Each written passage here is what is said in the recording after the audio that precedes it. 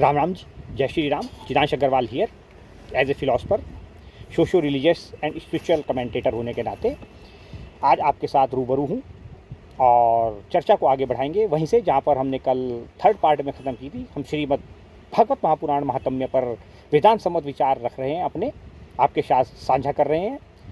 As a writer मैं एक पुस्तक लिख रहा हूँ जिसका नाम है आत्मा ही परमात्मा है। कल मैंने आपको बताया था, आज फिर से मैं आपके साथ ये शेयर कर रहा हूँ। आत्मा ही परमात्मा है, राइटर चिदांश अग्रवाल। आप हमारे चैनल को सब्सक्राइब करें, लाइक करें, ज्वाइन करें। इस पर हम एकेडमिक वीडियो लोड करते हैं, universal truth, ground reality fact check के साथ आपको वह बताते हैं जो कोई और नहीं बताता। किसी मेन स्ट्रीम मीडिया या किसी भी अन्य चैनल पर वह बातें आपको नहीं मिलेंगी जो सत्य सनातन चंद्रकांता आध्यात्मिक यूट्यूब चैनल पर हम आपको अपने श्रीमुख से बताते हैं, उनका वर्णन करते हैं। वो पूर्णतया वेदांत सम्मत होती हैं। कल हम बात कर रहे थे श्रीमद् भागवत महापुराण के महात्म्य पर और हम पहुंच गए थे साहब, होत वही जो राम रची राखा। पर यह होता कैसे है, राम जी किस प्रकार रचते हैं, किस प्रकार लीलाएं करते हैं, कैसे वो कार्यों को अंजाम देते हैं, इस सब की चर्चा हम आपके साथ कर रहे हैं श्री रामचरितमानस को आधार मानकर।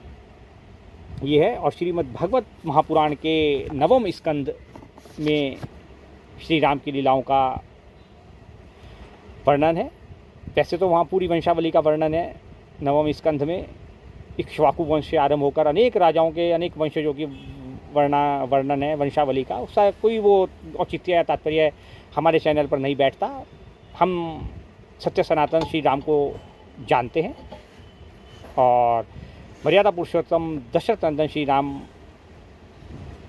का आराध्य हमारे वो हैं, हमारे हनुमान जी सद्गुरु हैं, उनके आराध्य भी हमारे दशरथ नंदन मर्यादा पुरुषोत्तम प्रभु श्री राम है।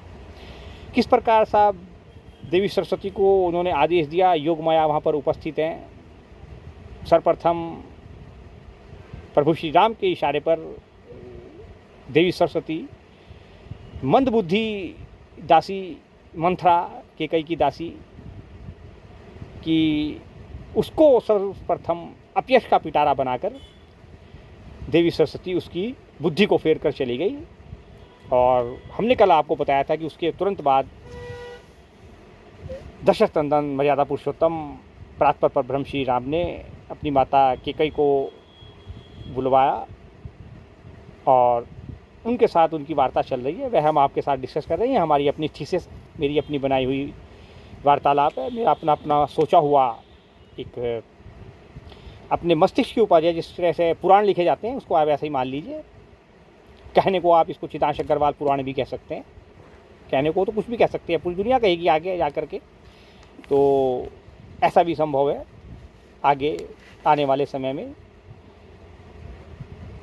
तो देवी केकई को बुला करके प्रभु श्री राम उनसे वार्तालाप कर रहे हैं, कह रहे हैं माते बताइए कितना स्नेह करती हैं, क्या युग युगांतर तक भी आप मेरे लिए अपयश का भागी बनने के लिए तैयार हैं। और देवी केकई उनसे पूछ रही है, पुत्र ऐसा क्यों कह रहे हो। असमंजस में पड़ गई और सोच विचार करने लगी। पर तनिक सोच विचार करने के बाद, क्योंकि प्रभु श्री राम से स्नेह इतना अधिक करती हैं कि उनके लिए कुछ भी करने के लिए तैयार है। केवल उस समय ही नहीं, समय सापेक्ष ही नहीं, युगों युगांतर तक प्रभु श्री राम के लिए, अपने राम के लिए जो है जी अपयश की भागी बनने के लिए तैयार है।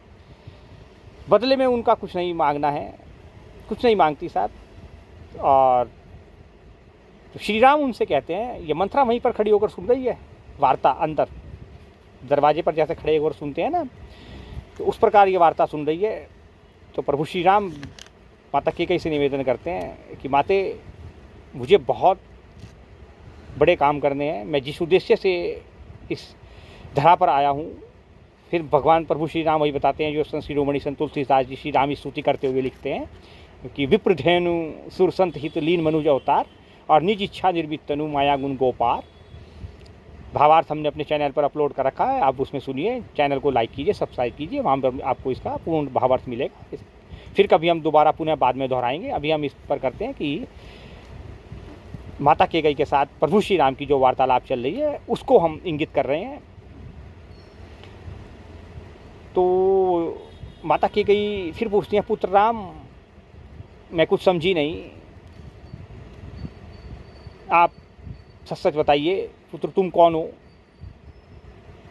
तो ये देवी कैकेयी, माता कैकेयी का सौभाग्य है कि दशरथ नंदन मर्यादा पुरुषोत्तम भगवान श्री राम अपने वास्तविक स्वरूप में अर्थात नारायण चतुर्भुज रूप में माता कैकेयी को दर्शन देते हैं और उनसे कहते हैं उसी में कि मेरा वो समय बिल्कुल निकट आ रहा है, आप अपने जो वरदान आपने मेरे पिताश्री से एक समय मांगे थे उनको पूर्ण करने का समय अब आपके लिए सामने उपस्थित हो चुका है। मेरे लिए 14 वर्ष का वनवास और मेरे प्रिय अनुज के लिए, भरत के लिए राजतिलक, राजगद्दी, ऐसा आप महाराज जी से, महाराज श्री से मांग लीजिए निसंकोच होकर के। देवी कैकेयी असमंजस में पड़ जाती हैं इन वचनों को सुनकर। कुछ सेकंड बाद ही प्रभु श्री राम दर्शन देकर अपने वास्तविक स्वरूप में आ जाते हैं। वो हैरत भरी निगाहों से देखती रहती हैं, जैसे अर्जुन ने भगवान श्री कृष्ण का विराट स्वरूप कुछ क्षणों में देखा था, ठीक उसी प्रकार माता कैकेयी उस चतुर्भुज रूप के दर्शन करती हैं और फिर प्रभु श्री राम, मर्यादा पुरुषोत्तम श्री राम अपने राम रूप में वापस लौट कर आते हैं और वो वार्तालाप जारी रहती है। देवी कैकेयी समझ जाती हैं कि ये परात्पर पर ब्रह्म है, अनादि, सनातन, अरूप, अलख हैं और इस बीच उनकी ये वार्तालाप हो रही है। उनको वो वचनों का स्मरण स्वयं प्रभु श्री राम ने कराया, लेकिन मंथरा ने सुन लिया था। ये वो बाहर सुन रही है उनकी वार्तालाप को और इस विनम्र आग्रह को स्वीकार करके जैसे ही देवी कैकेयी प्रभु श्री राम के कक्ष से बाहर निकलती हैं, योग माया अपना असर दिखाती है और तुरंत घेर लेती है साहब उनको। और उसके बाद फिर वह घटनाक्रम शुरू होता है साहब कि नगर सजाया हुआ है, मंथरा ने देखा और सब कार्य वो सब कुछ आपको पता है आगे का। राजतिलक की बात सुनते ही उसका हृदय विदीर्ण हो गया और दुर्बुद्धि वह थी तो सीधे जो है इधर से जो है जी महारानी अपने कक्ष में गई देवी कैकेयी और उधर से वह जानबूझ करके तुरंत भाग निकल करके बाहर से घूमती हुई, नगर घूमती, भ्रमण करती हुई माता कैकेयी के पास पहुंच गई। रानी कैकेयी से हंसकर कहा, तू उदास क्यों है? अभी तक जो है महारानी कैकेयी की बुद्धि जो है वह उसी प्रभाव में है, निर्मल है, श्री राम के प्रभाव में है। अभी तू उदास क्यों है? मंथरा कोई उत्तर नहीं देती, लंबी सांस ले रही है और जैसा कि अक्सर अनेक महिलाओं को आपने आज भी करते हुए देखा होगा, त्रिया चरित्र, आंसू बहा रही है व्यर्थ के, बेकार के। फिर भी साहब देवी कैकेयी महारानी हंसकर कहने लगी, तेरे बड़े बड़े गाल हैं, तू तो बहुत बढ़ चढ़ कर बोलने वाली है। मेरा मन कहता है कि लक्ष्मण जी ने तुझे कुछ बोल दिया है, तुझे कुछ सीख दे दी है, अर्थात कोई दंड दिया है। तब भी वह महापापनी दासी कुछ नहीं बोलती और लंबी लंबी सांसें छोड़ रही है, मानो जैसे काली नागिन फुफकार रही हो। इस प्रकार का कृत्य मंथरा कर रही है वहाँ पर। अब साहब थोड़ा सा जो है देवी कैकेयी को डर लगने लगा है और यहाँ से आरंभ होता है साहब योग माया का माया जाल। बड़ी अद्भुत है, हो तो वही जो राम रची राखा का अगला पड़ाव। माया जाल किस प्रकार योग माया अपना कार्य करती हैं, यह बहुत ही सुंदर वर्णन साहब अयोध्या कांड में वर्णित किया है संत शिरोमणि संत तुलसीदास जी ने। थोड़ा उसका चर्चा करेंगे, बड़ा आनंद आता है साहब। श्रीमद् भागवत महापुराण में भी चर्चा बड़ी सुंदर है और इसी को ब्रह्म मुहूर्त कहते हैं। जब हम ब्रह्म की चर्चा करने लगे, जब हम सत्य की चर्चा करने लगे, जब हम राम की चर्चा करने लगे, जब हम शिव की चर्चा करने लगे, जब हम कृष्ण की चर्चा करने लगे, हम हनुमान जी की चर्चा करने लगे। आप तो बड़ा मंगलवार भी कहा जाता है इसको। बड़ा सुंदर दिन है साप्ताहिक सत्संग की इस बेला में आपका हार्दिक अभिनंदन, स्वागत है। मंगलवार का दिन है आज, तो सत्य सनातन का हम जिक्र करते हैं। हनुमान जी का हम जिक्र करना नहीं भूलते, हमारे आराध्य हैं, हमारे सद्गुरु हैं। अब योग माया ने अपना माया जाल बिछाना शुरू कर दिया है साहब, और देवी कैकेयी उससे कहती हैं, थोड़ा डर के कहती हैं, अरे कहती क्यों नहीं, जो है श्री रामचंद्र, राजा लक्ष्मण भरत और शत्रुघ्न सब कुशल से तो हैं। और इतना सुनते ही तो और ज़्यादा भड़क जाती है साहब मंथरा, उसके हृदय विदीर्ण हो जाता है, उसको और पीड़ा होने लगती है। और वह कहने लगी, अरे माई, हमें कोई कौन सीख देगा, हमें कोई कौन दंड देगा, मैंने किसी का क्या बिगाड़ा, मैं क्यों बढ़ चढ़ कर बोली होंगी। श्री रामचंद्र जी को छोड़कर आज और किसकी कुशलता है। देखिए शब्दों का जाल, श्री रामचंद्र जी को छोड़कर और आज किसकी कुशलता है। राजा तो उन्हें युवराज का पद दे रहे हैं, आप तो माता कौशल्या को विधाता अपने बाएं और दाएं दोनों हाथों से खुलकर लुटा रहे हैं। यह देखकर तो उनका हृदय गर्व से भर गया है। तुम स्वयं जाकर उस कक्ष की शोभा क्यों नहीं देख लेती जहाँ पर देवी कौशल्या हैं, और उस कक्ष की सुंदरता और उसकी शोभा को देखकर जो मेरे मन में शोभ हुआ है वह अवर्णनीय है। तुम्हारा पुत्र वहाँ परदेश में है, तुम कुछ सोच नहीं सकती। तुम जानती हो कि तुम्हारे स्वामी हमारे वश में नहीं है। तुम्हें तो पलंग पर पड़े पड़े नींद लेना बहुत प्यारा लगता है, तुम्हें राजा की कपट भरी चतुराई नज़र नहीं आती। मंथरा के इन अप्रिय वचनों को सुनकर एक बार तो उसको उसके मन के का मैल जानकर, उसके मन को मैली जानकर जो है देवी कैकेयी उसको डांट देती है। डांट कर कहती है, बस चुप रहे, घर फोड़ी कहीं की, और अगर फिर कभी कुछ ऐसा कहा तो मैं तेरी जीभ पकड़ कर निकलवा लूँगी। और वैसे भी कानों, लंगड़ों, कुबड़ों, कुटिल और कुचाली, इनको कुचाला या कुचाली जानना ही चाहिए। और उसमें भी अगर स्त्री और खासकर दासी हो। ये देवी कैकेयी के शब्द हैं, ऐसा मत लिख देना कि कहीं ये आसमान से टपक पड़े हैं, या मैं बता रहा हूँ आपको श्री रामचरितमानस में लिखे हुए शब्द जो देवी कैकेयी मंथरा से कह रही हैं, ये वो शब्द हैं। कानों, लंगड़ों, कुबड़ों को कुटिल और कुचाली जानना ही चाहिए। और ये बिल्कुल 100% सत्य है, आज के युग में भी, और उस युग में भी था, द्वापर में भी था, और इस युग में भी है। ये बिल्कुल सही जो है दोहा लिखा हुआ है यहाँ संत शिरोमणि संत तुलसीदास जी का।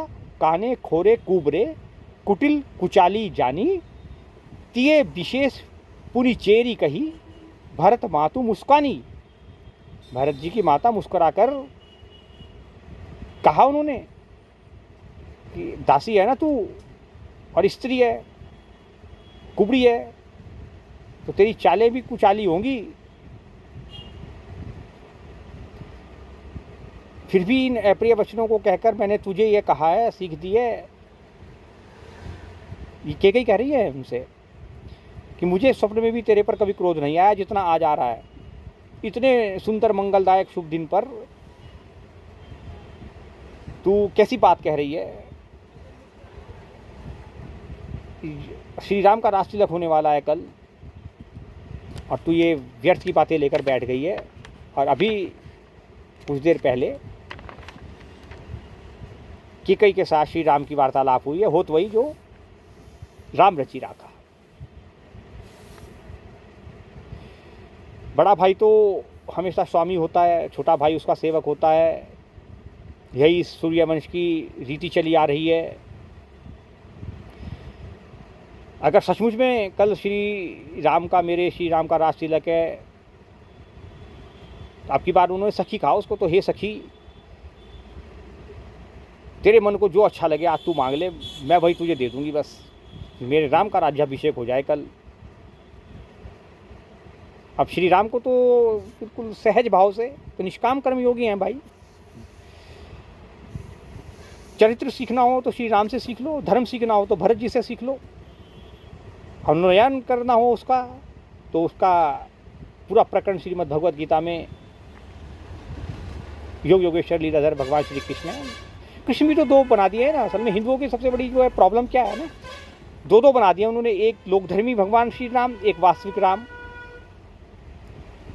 एक तुलसीदास जी के राम, एक कबीरदास जी के राम। इसी प्रकार से श्री कृष्ण दो बना दिए हैं साहब।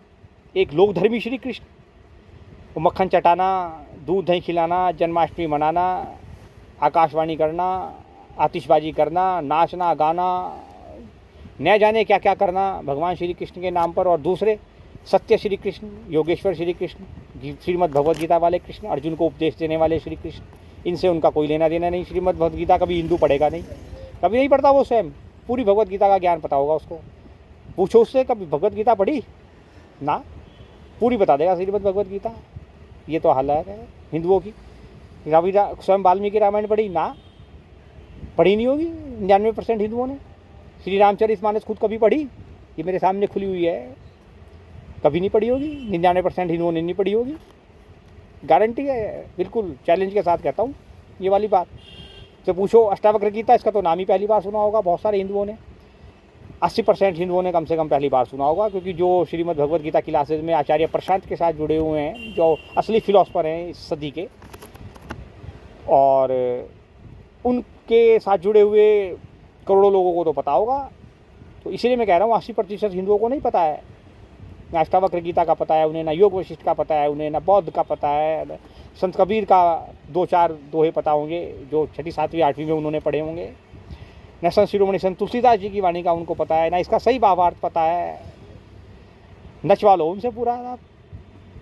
किसी भी श्री रामनवमी आएगी तो राम भजनों पे नचवा लो, और बेहुदा पता नहीं कहाँ से साहब ऊट पटांग साहब आजकल वो लिखे जाने लगे हैं। तो ये लोग धर्मी हैं। इसी तो लोग धर्मियों को जो है साहब सत्य से बड़ी चीड़ होती है साहब। जहाँ जो सत्य बोलता है वो उसका वीडियो देखते ही नहीं, पहली बात तो है ना, और देख भी लें गलती से तो आगे नहीं बढ़ाते।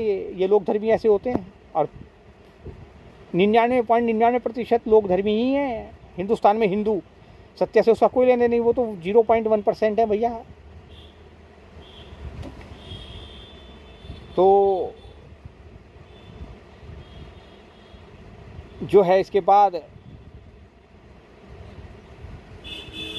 जो है बार बार देवी के कई उससे पूछ रही है, लेकिन वह अपना दांव नहीं चल पा रही है। लेकिन एक समय ऐसा आया साहब जब योग माया बड़ी प्रबल हो गई। योग माया ने इस बार अपना पूरा साहब अपना 100% दिया, और तो जैसे ही 100% दिया और बुद्धि घुमाई मंथरा की भी और असद डाला के कई पर भी, तो मंथरा बोली, हे रानी, तुमने जो कहा कि मुझे सीता राम प्रिय हैं और राम को तुम प्रिय हो, तो ये बात तो बड़ी अच्छी है और सच्ची भी है, परंतु यह बात पहले थी, वो सब दिन बीत गए। अब समय फिर जाने पर तो मित्र भी शत्रु हो जाते हैं। लेटेस्ट कांड अभी आपने देखा ही है, लेटेस्ट कांड हुआ है अभी उसका जिक्र यहाँ पर करना उचित नहीं है, सब जानते हैं। कोई मित्रता नहीं होती मलेच्छों से, इशारा समझिए।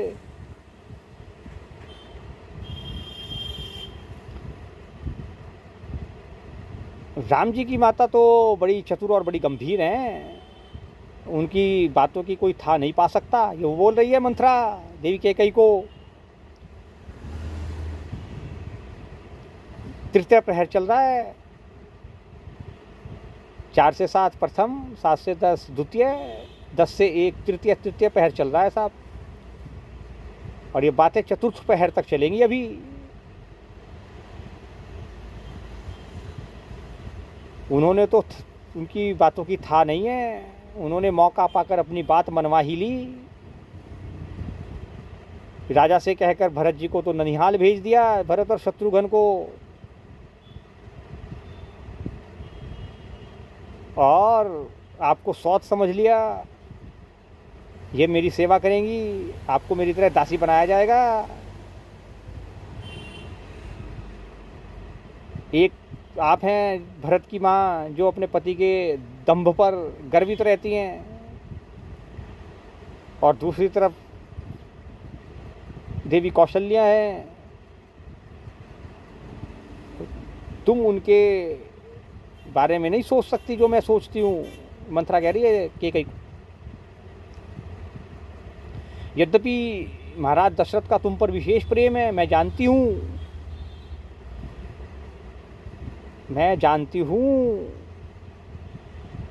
लेकिन कौशल्या भी कम नहीं है। सौत के साथ महाराज के इस प्रेम को वह नहीं देख सकती।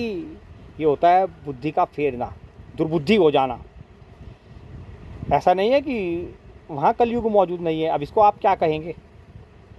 ये कलयुग ही नहीं है तो और क्या है साहब? महाराजा के दशरथ के महल के अंदर, जहाँ दशरथ नंदन सत्य सनातन श्री राम स्वयं अभी उपस्थित हैं सशरीर, फिर भी वहाँ पर कलयुग मौजूद है। देखिए, बड़ा हो तो वही जो राम रची राखा, बिना राम जी की अनुमति के तो प्रवेश होता नहीं किसी का। और भरत की अनुपस्थिति में राज तिलक के लिए आखिर उन्होंने निश्चय करा ही लिया महाराज से।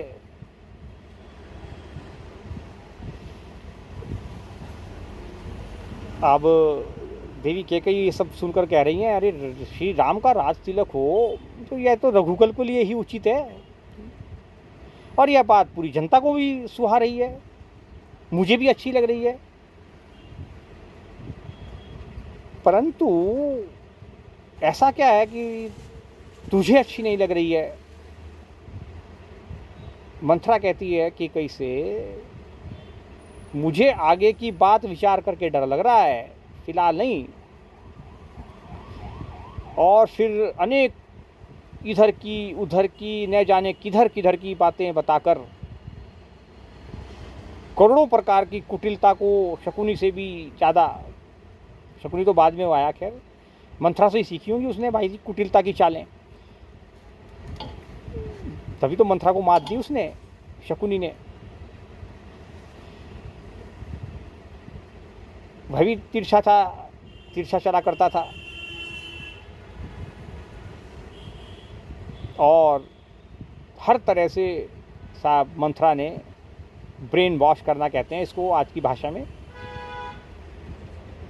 केकई का ब्रेन वॉश कर दिया, उल्टा सीधा उसको पूरी तरह से समझा दिया।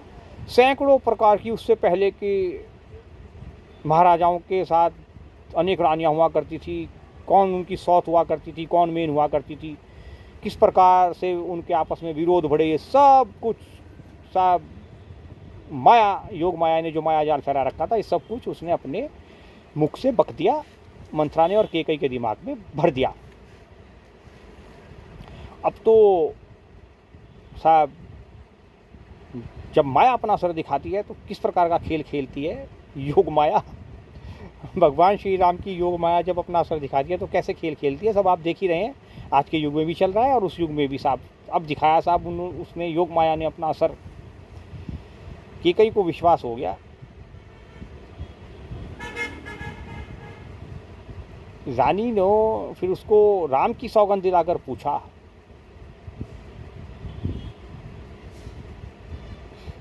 देवी केकई ने मंथरा को श्री राम की सौगंध दिलाई, राम सबसे प्रिय हैं, अभी मिलकर आ रही है। मंथरा बोली, क्या पूछती हो? क्या तुमने अभी तक भी मुझे नहीं समझा, या अपने बड़े भूले को नहीं समझा, या अपना मित्र और शत्रु भी नहीं तुम पहचान पाती? अरे ये तो पशु भी पहचान लेते हैं कौन उनका मित्र और कौन शत्रु है, तुमने वो भी खो दी है बुद्धि। पूरे 15 दिन बीत गए हैं और तुम्हें खबर तक नहीं लगने दी, और खबर भी तुमने पाई है, तो आज मुझसे,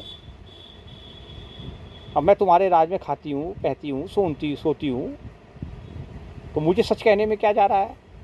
मंत्रा कह रही है कैकई से।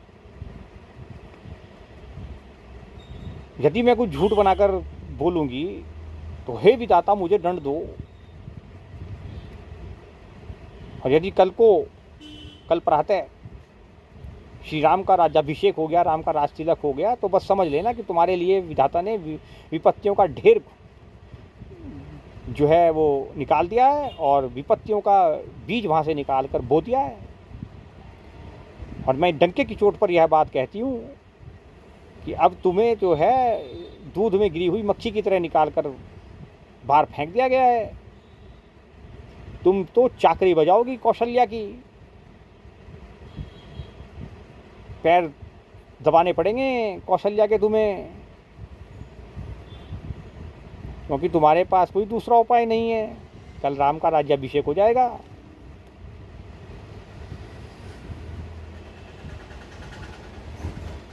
है ना, जिस प्रकार कद्रू ने विनीता को दुख दिया था, हिरण्यकश्यप की पत्नी, वो दो, ऐसे ही तुम्हें कौशल्या दुख देगी।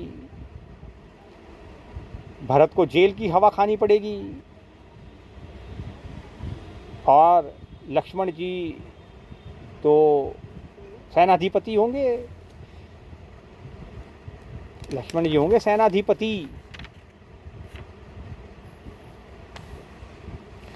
और ये सारी बातें सुनकर जो माया का माया जाल था वो अपना काम कर चुका था।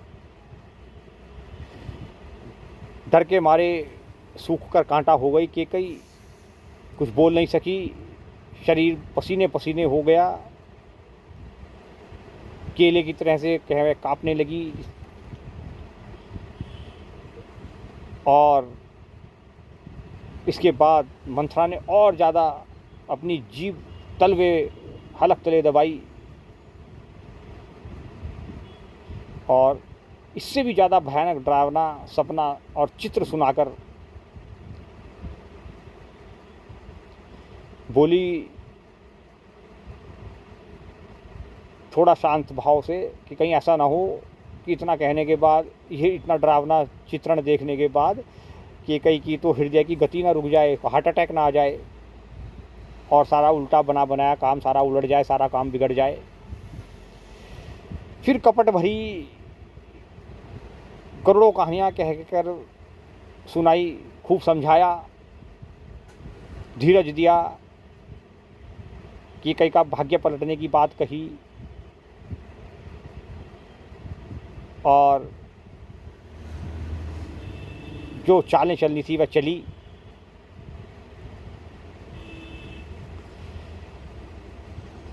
तो अब तो साहब कैकई ने भी मान ली उसकी बात, क्योंकि यहाँ पर योग माया ने पूरी माया जाल फैला दिया था, तो माया इतनी प्रबल होती है साहब, लगी उसको भी सही बात सारी।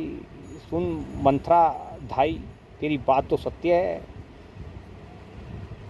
अब तो मेरी दाहिनी आँख नित्य फड़क रही है, कर रही है कि यार मैं प्रतिदिन रात को बुरे सपने तो देखती हूँ, पर अज्ञानतावश तुझसे कुछ नहीं कहती। अब हो गया प्रोग्राम शुरू, क्या करूँ अब तू ही बता। मुझे अभी फ़िलहाल दायां बायां कुछ नहीं सूझ रहा है, जो तू कहेगी मैं वही करूँगी। अब उस कुबड़ी ने, मंथरा ने साहब पूरा अपना त्रिया चरित्र फैला दिया, मन में कुछ, जुबान पे कुछ, अंदर कुछ। अरे तुम मन में गलानी भरकर ऐसा क्यों कह रही हो, तुम्हारा सुख सुहाग दिन दिन दुगना रात चुगना होगा, वही सब फालतू फंड की बातें। जिसने तुम्हारी बुराई चाही, परिणाम में उसको भी बुराई मिलेगी, फल पाएगा वह। पर जब से मैंने ये राम के राज्याभिषेक के बारे में सुना है, ना मुझे दिन में भूख लगती है, ना रात में नींद आती है।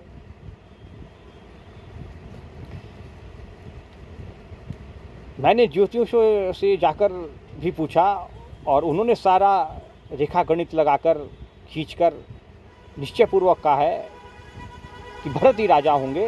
यह बात सत्य है, तुम लिख कर ले लो, तुम कुछ उपाय करो। राजा तुम्हारी सेवा के वश में पहले से हैं। कैकेयी ने कहा, मैं तेरे कहने पर कुएं में गिर सकती हूँ, भरत जी को छोड़ सकती हूँ, दशरथ जी को छोड़ सकती हूँ। जब तू मेरा बड़ा भारी दुख देख कर कुछ कहती है तो भला मैं किसके हित के लिए क्यों न कुछ करूँगी। अब उस कुबड़ी मंथरा ने कैकेयी को हर तरह से साहब पक्का करके, जैसे बलि दी जाती है ना, जब बलि का पशु देखा होगा आपने, आंखें कैसे चढ़ जाती हैं उसकी, नहीं देखा कभी ध्यान से, और कपट जाल पूरा बिछाकर हृदय को उसके कठोर करके धारदार हथियार से तेज करके साहब पूरा जो है पैना कर दिया। मंथरा की बात सुनने में जितनी प्यारी प्यारी लग रही थी, उसके मुख से परिणाम उनका कितना भयानक होगा, यह ठीक उसी प्रकार से था जिस प्रकार कोई शहद में घोलकर जहर पिला रहा हो। वह कुबड़ी अंत में बोली, हे स्वामिनी, कैकेयी को कह रही है मंथरा, तुमने मुझको एक कथा कही थी, उसकी याद है कि नहीं? वो जो अभी कुछ देर पहले दूसरे प्रहर में हो, तो वही जो राम रची राखा दशरथ नंदन श्री राम ने माता कैकेयी से कहा था। तो वो कुबड़ी कह रही है, वहीं से सुन के आई है, इसको पता था कि वहाँ से दरवाजे पे कान लगाकर सुन रही थी। तो इसने कहा, वे जो तुमने 2 वरदान जो तुम्हारे आज भी राजा के पास धरोहर हैं, क्योंकि वो तो भूल गई थी साहब वहाँ से बाहर निकलने के बाद। माया जाल ऐसा होता है। वो आज उन्हें राजा से मांगकर अपनी छाती ठंडी कर लो, पुत्र को राज्य और राम को वनवास दे दो। भला मंथरा के दिमाग में ऐसी बात कहाँ से आती? वो तो वही जो राम रची राखा। श्री राम ने अपनी माता से जब ये बात कही थी और उसने दरवाजे पर खड़ी होकर सुनी होगी, तभी तो ये बात उसके मन में आई। ऐसे कैसे आ जाएगी इनके पास? और कौशल्या फिर सौत बनेगी, उसका सारा आनंद तुम लेना। और जब तक कुछ मत कहना, जब तक तुम्हारे पति हो गए, वो तुम्हारे पति महाराज दशरथ, राजा राम की सौगंध ना खा लें, श्री राम की सौगंध ना खा लें, तभी वर मांगना, उससे पहले कुछ मत बोलना, जिससे राजा के वचन न टलने पावे। आज की रात बीत गई तो फिर सारा काम बिगड़ जाएगा। मेरी बात को मेरे प्राणों से ज़्यादा प्रिय समझना। और इसके बाद मंथरा ने बड़ी चतुराई से साहब घात लगाकर साहब पूरी तरह से कहा कि तुरंत ये सुंदर वस्त्र उतारो, काले वस्त्र धारण करो और कोप भवन में जाओ, तुरंत जाओ, और सब काम बड़ी सावधानी से करना, किसी को शक ना हो।